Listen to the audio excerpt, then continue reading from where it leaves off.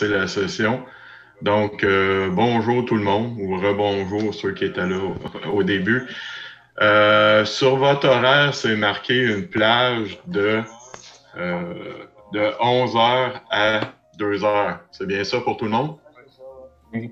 Oui? Ouais, c'est Ah, ça. c'est ça, ouais. OK. Ah, monsieur. Mon cours, c'est seulement 2 périodes. Est-ce que vous aimeriez qu'on la repousse ou qu'on la fasse de 11 heures à 1 heure ou de 11h30 à 1h30? Qu'est-ce que vous préférez? OK. Parlez pas tout en même Je temps. comprends pas qu'est-ce que vous dites. OK. 11h30? Vous avez 3 heures dans l'horaire pour le cours. Ouais. Mon cours, c'est seulement 2 heures. OK. Donc, on pourrait le mettre à 11h30 si vous préférez, ou on Ouais, peut laisser... 11h30 pour nous Ouais, laisser 11h30. Parce qu'on a un autre cours Pour juste des cours. avant. Ouais, ben c'est pour ça. Donc, on le met à 11h30. Est-ce que Ouais, ça ouais, convient à c'est tout le mieux, monde? C'est 11h30 à quelle heure, Ouais. monsieur? À Ça une heure et va être demie. à peu près jusqu'à 1h15. Ok, Ok. ouais, c'est bien. Parfait, ça. Ça, c'est parfait. C'est bon pour tout le monde? Ouais. C'est bon. Ouais. Parfait. Donc, À on va 11h30. mettre à À 11h30. 11h30, monsieur? Oui, Ok, ouais, ok. OK. Donc, aujourd'hui, qu'est-ce qu'on va voir? On va voir l'introduction pour le cours. Les semaines prochaines, ça sera utile d'avoir le livre, car je vais suivre quand même le livre. Étant donné qu'on est à distance, le seul matériel là, qu'on va avoir en commun, ça va être le livre. OK? Donc, si vous pouvez l'acheter pour la semaine prochaine, ça serait apprécié. Pour les labs, j'ai divisé le groupe.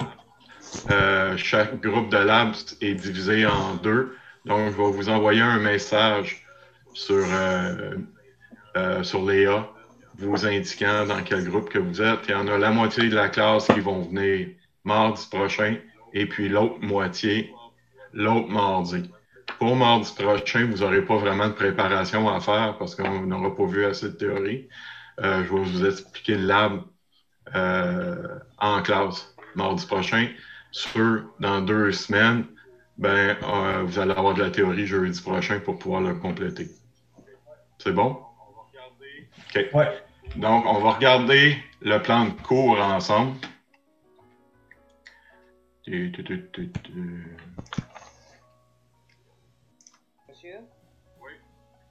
Monsieur? Oui. C'est quoi le livre qu'on doit acheter? OK, on va regarder ça dans le plan de cours. Ok, merci. OK, donc, rapidement, si on regarde le plan de cours, vous l'avez sur Léa. Donc, le cours logique combinatoire, la pondération, c'est 2-2, qui signifie que 2 heures en Zoom par semaine. C'est pas tout à fait 2 heures, c'est 2 périodes de 50 minutes. Donc, ça nous enlève, là, ça veut dire que ça sera de 11h30 à peu près à 1h15. OK? Il y a 2 heures en laboratoire. À cause de la distanciation sociale, on va avoir 2 heures aux 2 semaines. L'autre 2 heures, vous allez travailler avec Multisim. Je vous en reparle tantôt. Le dernier 2, c'est pour dire que vous allez avoir 2 heures de travail à la maison. C'est bon? Donc, je continue les parties importantes. Donc, vous lirez là, les premières parties, ça donne en détail chaque partie qu'on va faire. À la page numéro 7, vous avez la programmation. À partir de la programmation, vous allez avoir à chaque semaine en détail qu'est-ce qu'on va faire. Donc, si vous regardez la semaine numéro 1, présentation du plan de cours, c'est qu'est-ce que je suis en train de faire. Concept numérique, c'est qu'est-ce qu'on va faire tout de suite après. Puis en laboratoire, on a fait le projet 1A, qui était une introduction au logiciel Multisim. OK? Donc, j'ai vu les 2 groupes cette semaine. Qu'est-ce que vous devez faire cette semaine pour la semaine prochaine? Achat du matériel obligatoire. Le matériel obligatoire, c'est le livre. Et on va voir le chapitre numéro 1 aujourd'hui. Vous avez à faire en devoir les exercices 1.1 à 1.3. La semaine prochaine, si on regarde, on va aller dans le chapitre 3. On va sauter le chapitre 2. On va voir le chapitre 3, ainsi de suite. Le projet 1B, ça va être le groupe 1 la semaine prochaine, le groupe 2 l'autre semaine. OK? Donc, vous avez la pondération semaine par semaine que vous pouvez suivre. À la page 9, les évaluations. Donc, on a regardé en laboratoire les points pour les labs. Pour la théorie, vous allez avoir un examen à 6e semaine. L'examen va se faire au collège. Okay? Donc, le cours se donne par Zoom, mais les examens théoriques vont se faire au collège. Donc, plus facile là, pour moi de récupérer toutes les copies, tout ça. Et moins de possibilités de plagiat aussi. Donc, vous allez avoir un examen théorique à 6e, à la 11e et à la 15e semaine. Si on manque de temps, il y a une période d'examen à la 16e, mais si tout va bien, on va la faire à la 15e semaine. Pour les examens de théorie, on voit il y a 15 points, 15 points, 20 points, ça veut dire 50% de la note qui sont pour les examens théoriques et 50% de la note pour les laboratoires. Pour le livre, OK. Donc, le matériel obligatoire, OK. C'est le Thomas L. Floyd, système numérique 11e édition. Il est disponible à la coop. Donc, vous allez avoir, vous pouvez aller le chercher à coop ou vous le faire livrer. Avez-vous des questions? Je voulais juste savoir, les exercices sont sur l'IA ou dans le cahier? Ça va être dans le livre. OK, c'est bon. OK. Le cahier pour les laboratoires, le cahier de lab est sur l'IA. OK, donc vous avez déjà le cahier de lab. Il y en a 4 qui viennent d'arriver. Bon. Les examens théoriques, ils vont être séparés en 2 classes aussi? Ça va être en même temps. Il va y avoir 2 locaux. OK. Donc, encore là, les classes, c'est pour 40 personnes, mais on doit diviser le groupe en 2 pour la distanciation sociale. C'est beau, on va s'en reparler, là. Ça va être à la 6e semaine. Les exercices, est-ce que vous avez une réponse dans le livre aussi? Ou vous allez Dans le livre, vous avez tous les numéros impairs à la fin du livre. Vous avez le corrigé. Les numéros pairs, je vous donnerai les réponses. Monsieur? Oui. Les notes de cours, on doit les prendre en note ou la majorité des notes sont dans le livre? Mes notes de cours sont à partir du livre. J'ai des commentaires supplémentaires. Si vous voulez, à la fin du cours, je peux vous envoyer les notes que j'ai utilisées. OK, ouais. Ouais, ça serait préférable, ça. Ouais, ça serait mieux, ouais. Est-ce que vous préférez les avoir avant ou après? On les a avant, on pourrait suivre. Oui.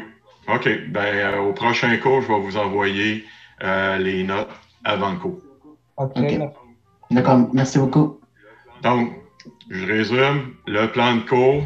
Allez voir comme il faut le tableau. À toutes les semaines, vous allez pouvoir savoir où est-ce qu'on est rendu, les exercices qui sont à faire, les laboratoires à préparer. C'est dans le cahier de lab. Est-ce qu'on doit installer Multisim sur notre ordinateur? OK. Le lien que j'avais ne fonctionne plus. Donc, je vais vérifier avec le technicien. Le collège était supposé d'acheter la version 14 et vous donner accès. Ça n'a pas été fait encore. C'est bloqué à l'informatique. Monsieur? Oui. Moi, j'ai Multisim 14. Moi, je l'ai téléchargé dans mon ordi. OK. Gratuitement? Oui. J'ai vu qu'il te donnait la version gratuite pour comme 7 jours, je pense. Ou... Oui, c'est ça. C'est seulement 7 jours. Est-ce que c'est la version de 7 jours que vous avez? Moi, non. Moi, il n'y avait aucune référence que c'était gratuit pour 7 jours, ni rien de ça. OK. Si c'est possible de m'envoyer le lien, je l'enverrai aux autres étudiants. OK. OK. Sinon, le professeur en circuit est supposé de l'utiliser aussi, possiblement comme un lien. Avez-vous eu le cours avec votre cours de circuit pour l'instant? Oui, on vient de l'avoir. Ouais. Vous venez de l'avoir. Est-ce que vous a donné un lien pour multisite? Non. Non. Oui, il m'a donné ça, mais ça fonctionne pas. J'arrive pas Ça à me fonctionne connecter. pas, hein? Bon, ben, c'est le lien qu'on avait l'année passée ne fonctionne plus parce qu'on devait l'acheter. Donc, payez pas, déboursez pas. On va trouver une façon là, de le trouver. Puis le collège est supposé nous fournir la version 14 prochainement. Prochainement, il n'y a aucune idée c'est quand. Bonjour. Monsieur, Oui, le cours c'était à midi ou à 11h? c'est à 11h. Il y en a quelques-uns qui viennent d'arriver. Vous avez dans votre horaire de 11h à 2h. Moi, on m'a donné midi à 10h. C'est midi à 2h? Ouais, c'est ça que Ok. j'ai eu dans mon horaire parce que je m'avais confus. J'ai dit, pourquoi il y a un cours à 11h? OK. C'est pour ça que je suis en retard. Ben, on a parlé avec les autres étudiants tantôt, puis il y a plusieurs étudiants qui ont un cours jusqu'à 11h. Donc, ça va être de 11h30 à 1h15. Ok, ouais, parce qu'on a un cours à 2h. Vous avez un cours à 2h? Conférence, je pense. Ouais. Moi aussi, j'ai la conférence à 2h. Ouais, ma conférence. OK, donc de Obligatoire. 11h30 à 1h15, ça vous convient? Ça vous laisse assez de temps, un Ouais. 3/4 d'heure avant votre cours? Ouais, c'est correct. Une demi-heure avant de commencer. C'est sûr. Parfait. Je vais essayer de faire être le plus bref possible aussi en théorie. Je vais utiliser un tableau blanc dans les prochains cours, donc on va essayer de faire le plus d'exercices possible. Parce que parler 2 heures de temps en Zoom, c'est très plate pour vous, puis c'est très plate pour moi aussi. Donc, on va essayer de faire le plus d'exercices. Aujourd'hui, c'est beaucoup de blabla pour mettre les repères, tout ça. Les prochaines semaines, on va essayer de faire le plus d'exercices possible. On va voir les laboratoires, donc je vais vous donner des explications pour la préparation des laboratoires aussi. C'est bon? Ouais. OK. On commence la théorie. Aujourd'hui, on va voir le chapitre numéro 1, la première partie du chapitre numéro 1. C'est vraiment l'introduction à la logique combinatoire, les notions de base. C'est vraiment général. La semaine prochaine, on va commencer avec le deuxième laboratoire à vraiment faire des équations, des circuits, tout ça. Donc, faites-vous-en pas, ça ne sera pas toujours théorique comme aujourd'hui. Donc, on va aller voir les notes de cours. Oui, mon document. Monsieur, Oui, parce que ça fait quelques jours que j'essaie d'acheter le livre sur la coop, mais c'est inscrit, c'est pas disponible. Il n'y en a pas à la coop. OK.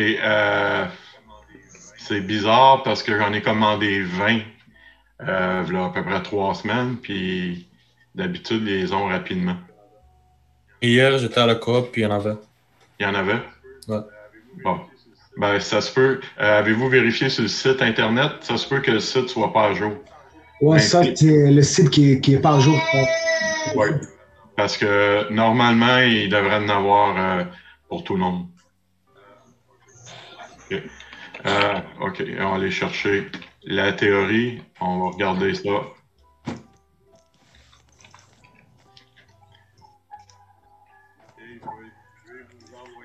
OK, je vais vous envoyer le document là, dès que je vais avoir fini le cours. Je vais vous envoyer le document. OK, donc le premier cours, qu'est-ce qui est important de voir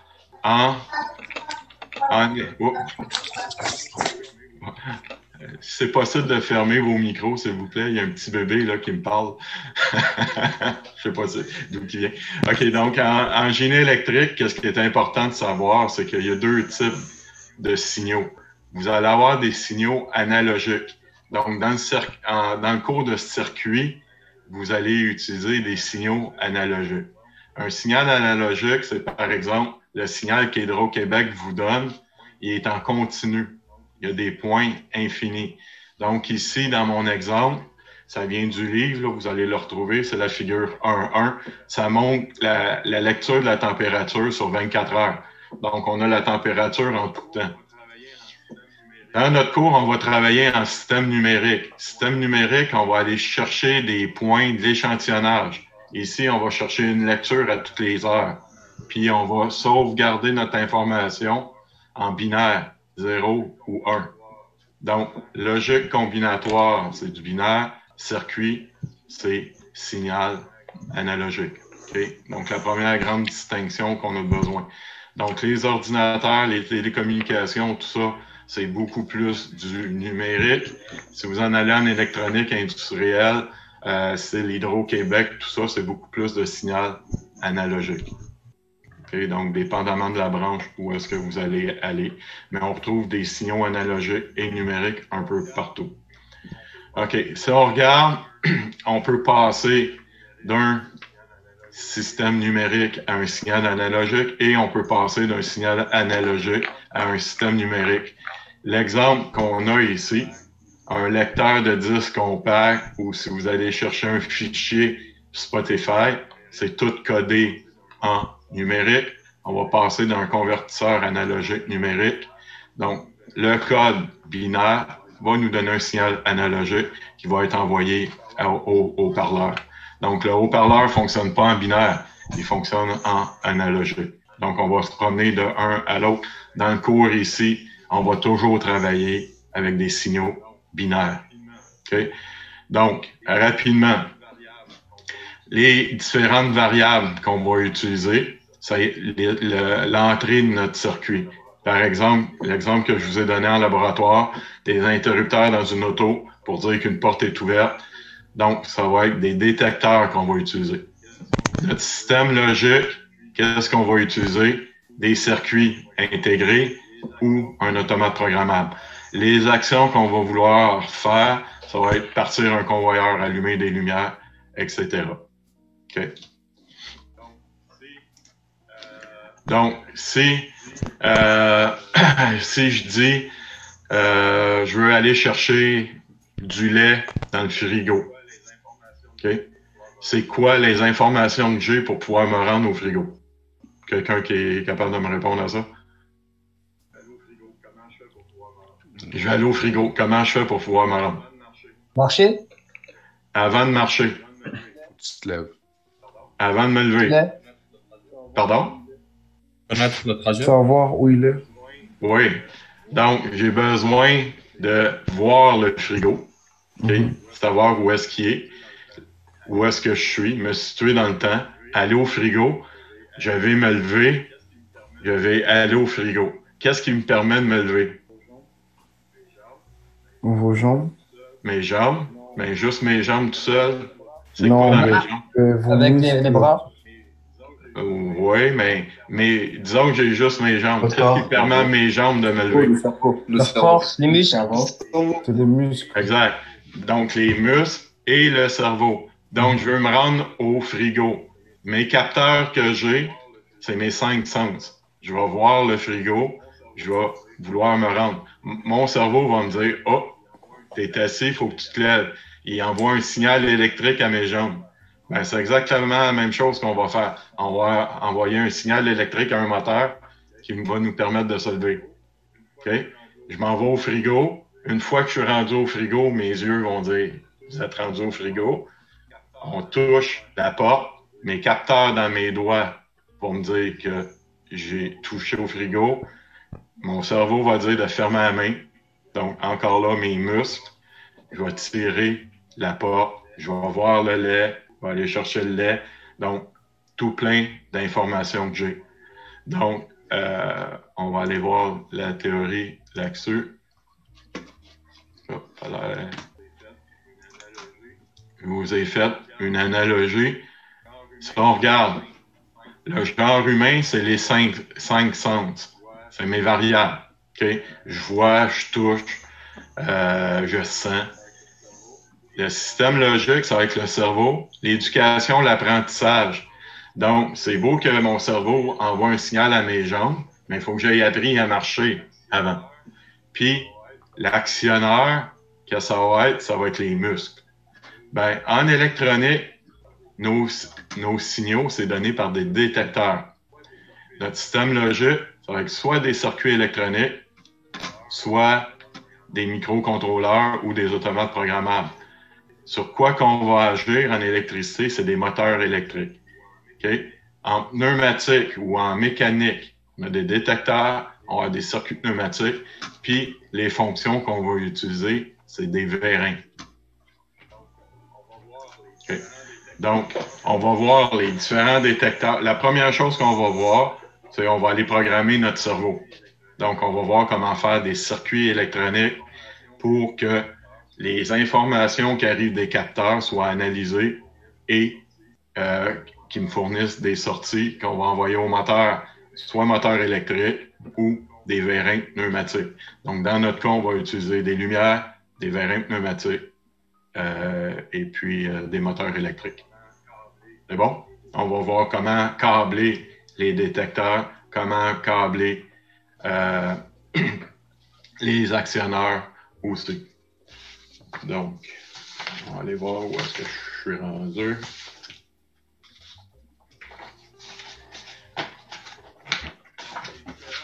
OK. Donc, les différents signaux qu'on va recevoir des détecteurs, on va, avec les circuits électroniques, on va travailler 0, 5 volts. OK? Donc, quand ça va être 0, ça veut dire qu'on n'a pas l'information, on va envoyer 0 volts. 0 volts, notre référence, c'est la Terre, c'est le ground, c'est qu'est-ce qu'on a vu en lab. Les puces qu'on utilise, c'est du TTL, transistor logique, donc ils sont alimentés à 5 volts. Donc, dans notre circuit, on va mettre des VCC. Quand j'envoie 5 volts, ça correspond à un 1 logique. Donc, c'est vrai. Oui, la porte est ouverte. Oui, je sais pas. Oui, le frigo, il est là. Peu importe. OK? Donc, on travaille avec des variables binaires, 0 ou 1, vrai ou faux. Cette unité-là s'appelle un bit. OK? Un bit, c'est pas beaucoup d'informations. Donc, qu'est-ce qu'on va faire? On fait des regroupements de bits. 8 bits, c'est quoi? Quelqu'un qui peut... Un 8 bits? Comment ça s'appelle, un mot de 8 bits? Reboot, c'est quand tu... par exemple, je sais pas comment expliquer. Non, mais un mot de 8 bits. Un octet? Un octet. Donc, quand vous regardez, il vous parle tout le temps de mégaoctet, gigaoctet. Octet, ça veut dire quoi? C'est 8 bits. Donc, un ensemble d'un bit, c'est trop petit. Ils ont fait des ensembles de 8. Après ça, 8, c'est un peu petit. Ils ont fait des ensembles de 16. Ensemble de 16, c'est un mot. OK? Word. Donc, puis après ça, ils ont fait des ensembles de 32 bits. Ils ne se sont pas cassés la tête. Ils ont appelé ça des doubles mots, double word. OK? Donc, les ordinateurs commençaient à travailler 8 bits, 16 bits, 32 bits, présentement 64 ou 128 bits. OK? Pourquoi 1, 8, 16, 32? C'est parce qu'on est en binaire. Binaire, ça veut dire quoi? On est en base 2. 2 exposant quelque chose. Donc, 2 exposant 0, ça fait 1. 2 exposant 1, ça fait 2. 2 exposant 2, ça fait 4. 2 exposant 3, ça fait 8. Donc, tout le temps, 2 multiplié par quelque chose, ça donne 1, 2, 4, 8, 16, 32, 128, 256, 512. Donc, quand vous achetez de la mémoire, la vitesse de processeur, etc., c'est tout le temps des unités qui correspondent à du binaire. OK? OK. Donc, on va avoir tout plein de variables. Qu'est-ce qu'on va faire avec les variables? On va faire des combinaisons. Donc, logique combinatoire, c'est combiner les différentes variables. On retourne dans mes notes.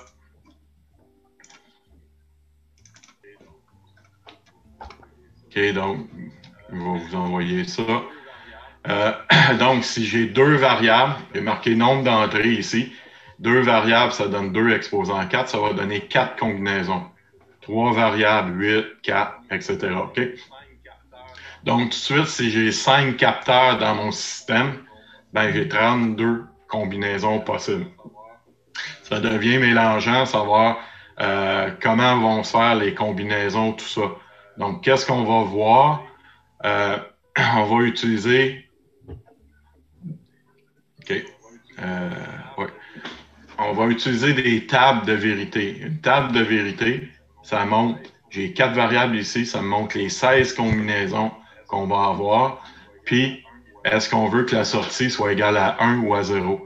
C'est à partir de ça qu'on va être capable de faire nos équations. Donc, le premier outil qu'on va avoir pour trouver nos équations logiques, c'est la table de vérité. Donc, on représente toutes les combinaisons possibles. On va voir, est-ce que la sortie va être à 0 ou à 1? On va aller sélectionner où est-ce qu'on a des 1, puis on va avoir une équation à partir de ça. À partir de l'équation, on va être capable de dessiner un circuit électronique dans Multisim. Okay? Un autre outil qu'on va utiliser, c'est le chronogramme. Donc, les signaux par rapport au temps. Donc, en télécommunication, en ordinateur, on veut savoir par rapport au temps. Signal d'horloge ici, c'est des gigahertz en télécom. On veut savoir la variable A va varier comment, B, C. Donc, on va utiliser des chronogrammes aussi pour pouvoir débugger nos systèmes et les concevoir. OK. Dernière chose, pas dernière chose, là, mais étant donné qu'on est avec des circuits intégrés, on va utiliser la famille TTL. Ça veut dire c'est 74 avec 2 autres chiffres, des chiffres à côté, dépendamment de la fonction qu'on veut. Okay? Le standard 74, ça dit que quand c'est entre 0 et 0.8 volts, c'est toujours un 0. Entre 2 et 5 volts, c'est toujours un 1. Entre 0.8 et 2 volts, ça va vous donner n'importe quoi. Ça peut vous donner un 1 ou un 0. Donc, il vous marque ici valeur non permise. On ne devrait pas être entre 0.8 et 2. On ne sait pas ce que ça va donner. Okay? Ce n'est pas un 0 franc, ce n'est pas un 1 franc. Donc, ça ne marchera pas. Notre circuit va donner n'importe quoi. OK. OK. On va arrêter ça un petit peu. Donc, c'est beau. On va avoir des signaux donnés par des détecteurs. On va travailler en 0,5 volts avec les puces. Quand on va utiliser l'automate programmable, on va utiliser 0 à 24 volts. Avez-vous une idée pourquoi on utilise 5 volts avec des puces puis 24 volts avec un automate programmable? Ça dit quoi? Avec un automate, tu as bien plus d'entrées, bien plus de sorties. Oui, mais ça pourrait être en 5 volts quand même. OK. C'est que plus qu'on augmente la tension, l'analogie de la tension, c'est l'équivalent de la pression. Donc, plus que j'ai un signal élevé en tension, plus que je vais pouvoir emmener loin mon signal. Je pousse plus fort dessus, donc il va aller plus loin. Avec des puces, mon signal, il n'a pas besoin d'aller loin, il s'en va sur la puce à côté. Okay? Donc, en 5 volts, ça donne à peu près 1,5 mètres de distance. Donc, 1,5 mètres, c'est rare que les puces sont plus loin que ça. Tandis qu'avec les automates programmables, le détecteur, il peut être plus loin. Donc, ça va nous donner à peu près 5 fois plus. Donc, 7,5 mètres à peu près de portée en 24 volts. Hydro-Québec, Hydro-Québec doit partir de la baie James puis emmener ça à Montréal. Ils sont à quelle tension? Savez-vous? Je pense que c'est 700 000, quelque chose comme ça? Oui, 720 000 volts. OK? Donc, on est, à l'époque, en tout cas, je ne sais pas si ça a changé, mais on est le seul État qui utilise des tensions aussi fortes, qu'on a des grandes distances comme ça. En France, d'une ville à l'autre, c'est pas mal moins loin que Beijing-Montréal. Donc, 735 000 volts. Excusez, pas 720, 735 000 volts pour partir de la Beijing à Montréal. OK. Donc, électricité important. On va voir les différentes formes d'ondes. OK. Les ondes, ils vont partir niveau bas, ça va être notre 0. Niveau haut, ça va être un 1. OK? Donc, dans notre cas, on va tout le temps parler de 0 à 1. Donc, quand ça part de 0, ça s'en va à 1, on dit que c'est un front ascendant. Quand ça part de 1 à 0, on dit que c'est un front descendant. Donc, ça nous dit si notre signal, il monte ou il descend. Okay? Donc, une onde parfaite, ça va être des ondes carrées. Ça peut pas passer de 0 à 1 instantanément. Il va toujours avoir un petit délai. Donc, une onde non idéale, ça ressemble à ça. Quand ça arrive à 5 volts, ça oscille un peu. Il y a une partie transitoire, puis ça bouge tout le temps un peu. Qu'est-ce qu'on va faire en électronique? On va mettre des filtres pour éliminer ça. Puis, le délai, dans notre cas, on travaille tellement en basse vitesse que notre signal, on va considérer toujours un signal idéal. OK? Donc, cassez-vous pas la tête avec la partie non idéale. C'est important quand vous allez travailler là, en 2e ou 3e année. Il va y avoir des caractéristiques qu'il va falloir aller chercher dans les zones non idéales. En première année, on travaille tout le temps avec les zones idéales. OK. Oh, ben, ça va vite, mon affaire. Donc, on va parler d'une onde périodique. Une onde périodique, ça veut dire qu'elle a toujours la même forme dans le temps. Okay? Une onde non périodique, c'est qu'elle va varier tout le temps dans le temps. Les caractéristiques qu'on peut avoir. Ouais. Donc, si on regarde ici, j'ai une onde périodique parce qu'elle va se répéter tout le temps. Les caractéristiques qu'on est capable de faire, on est capable d'aller chercher la période. La période, c'est le grand T, c'est l'intervalle entre la première impulsion et la deuxième. Okay? Ça se répète en combien de temps?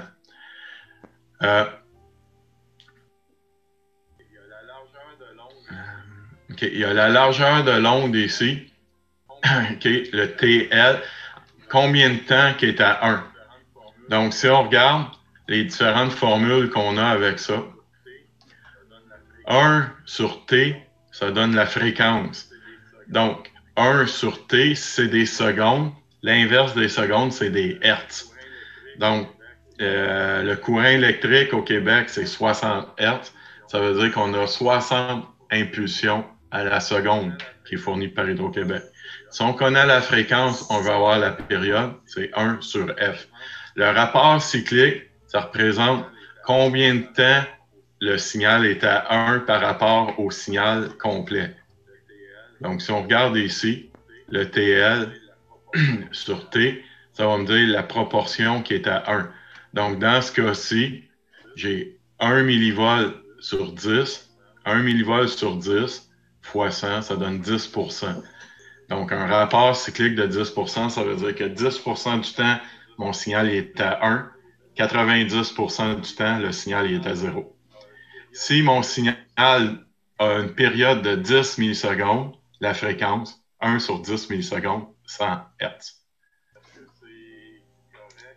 Est-ce que c'est correct? C'est pas pire. OK, c'est la seule fois dans le cours que vous allez utiliser une calculatrice pour faire des calculs, c'est pour calculer les fréquences, OK, et les rapports cycliques. Sinon, on va s'en servir pour faire des conversions de binaire à hexadécimal ou des choses comme ça. Mais étant donné qu'on travaille en 0, 1, on n'aura pas de calcul à faire. OK? Donc, en circuit, vous allez faire plein de calculs. Dans les signaux analogiques, il y a plein de calculs. Dans les signaux numériques, il n'y a pas de calcul à faire. C'est beau? OK. J'ai vraiment fait ça vite, mais je ne veux pas prendre beaucoup plus de temps que ça. Je vous donne un petit exercice à faire. Puis dès que j'ai une bonne réponse, on va conclure là-dessus. Donc, OK. Si je vous dis j'ai une onde numérique qui a une largeur d'impulsion de 25 microsecondes et une période de 150 microsecondes. Donc, donnez-moi la fréquence et le rapport cyclique. Dès que j'ai une bonne réponse, on va conclure le cours pour aujourd'hui. Donc, OK, j'ai 25 de large sur 150. Ça va donner quoi?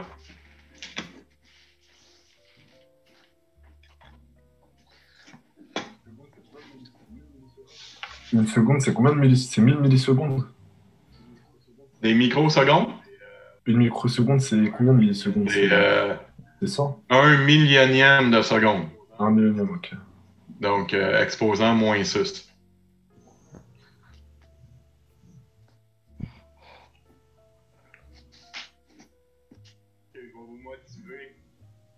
OK, je vais vous motiver.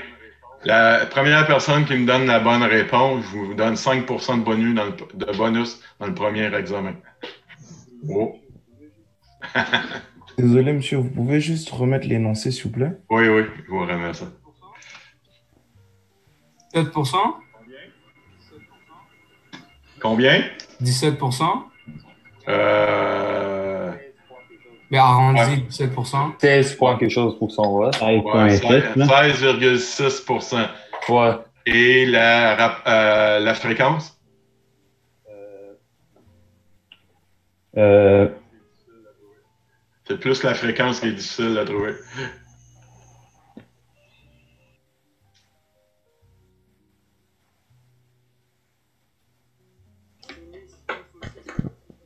C'est 1666 peut-être? Pas peut-être, c'est bon. C'est qui vient de me dire ça? C'est moi, Vitusan. C'est qui? Vitusan. OK. J'ai 44. Il y a 40 étudiants. Donc, essayez de lever la main. Je ne vous ai pas sur mon écran.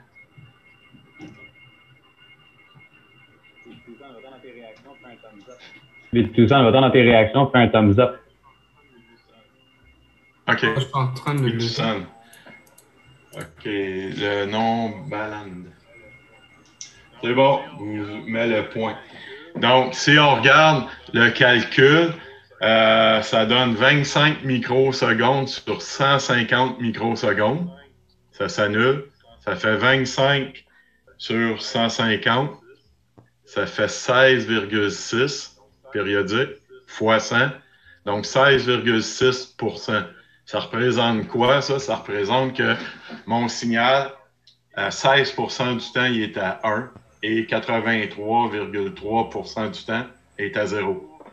C'est beau?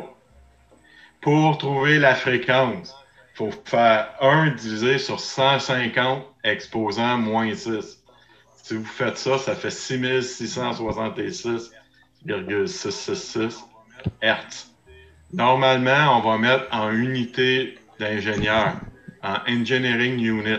En engineering unit, on va mettre ça en kilohertz. Donc, ça donne 6,66 kilohertz. Okay, c'est quoi l'explosion qu'il faut mettre? Combien d'explosions il faut mettre?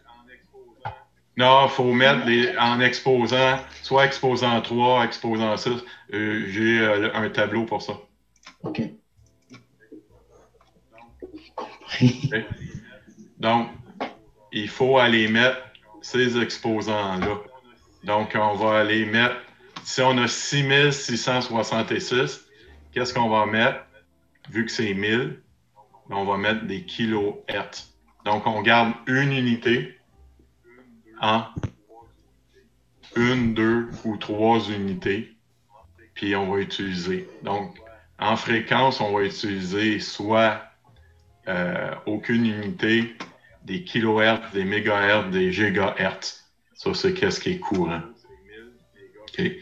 Donc, kilo, c'est 1000, méga, c'est 1 million, giga, c'est 1 milliard. Okay. Puis, de l'autre côté, ben, des millisecondes, microsecondes, nanosecondes, picosecondes, on va jouer là-dedans pour les durées. Plus que le chiffre est petit, plus que ma fréquence est élevée. Plus que la fréquence est élevée, ben plus qu'on peut faire, qu'on peut envoyer des données, qu'on peut faire des opérations. Donc, les processeurs, on augmente la fréquence, on augmente le nombre d'opérations qu'on peut faire par seconde. J'ai une question. La réponse, c'était quoi? C'est 6666 Hertz ou 6,6 kHz. OK, merci. Okay. Est-ce que la démarche va être dans le document que vous allez mettre sur Léa? Non. Je pourrais le faire. Mais je vais vous revenir avec ça en tableau blanc la semaine prochaine. Enfin, merci. D'autres questions? Pour moi, j'ai fini aujourd'hui. C'est vraiment une introduction. On a été tranquillement, puis je vais axer mon cours beaucoup versus le laboratoire. Donc, regardez qu'est-ce qu'on a à faire. Donc, la semaine prochaine, on va voir qu'à partir d'un énoncé, on va faire notre table de vérité. À partir de la table de vérité, on est capable de trouver nos équations. À partir des équations, on va être capable de faire un circuit dès la semaine prochaine. Okay? Donc, essayez d'avoir le livre.